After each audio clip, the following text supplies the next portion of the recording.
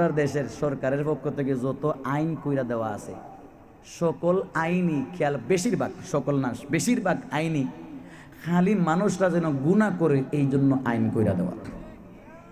যত আইন আছে এর মাঝে একটা নিল বাল্য বিবাহ নিষেধ, 18 বছর বয়সের নিচে বিবাহ নিষেধ। আল্লাহু আকবার।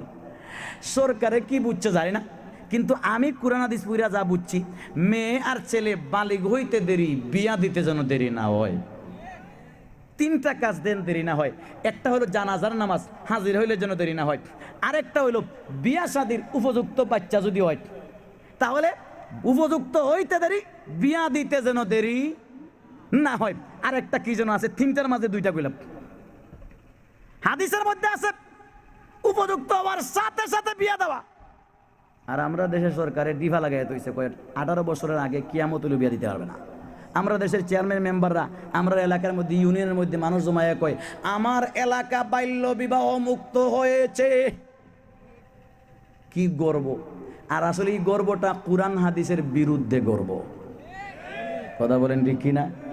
বলেন তো, একটা মেয়ে যদি 12 বছরে বালিগ হয়, 18 বছর পর্যন্ত তারা বিয়া দিবে না।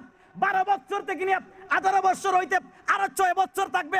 এই 6 বছর যত বদমাইশি করবে সকল বদমাইশির দরবার সরকারের কান্দে যাইব। আওয়াজ দিয়ে বলেন ঠিক কিনা? কারণ সরকারের কারণে তারা বিয়া দেওয়া হয় নাই। দোষ আমরা না, তোমার আমার কোনো অসুবিধা নেই।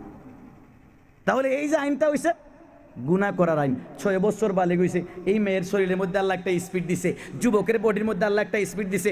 স্পিডের কারণে হে পার্কে ঘুরতে যাইব, তার বদমাইশির মনেই চাইব, অজান্তে মনের অনিচ্ছাবশত অনেক সময় যুবকরা গুনাহ করে বৈধ জায়গা নাই হিসাবে অবৈধ জায়গায় করে।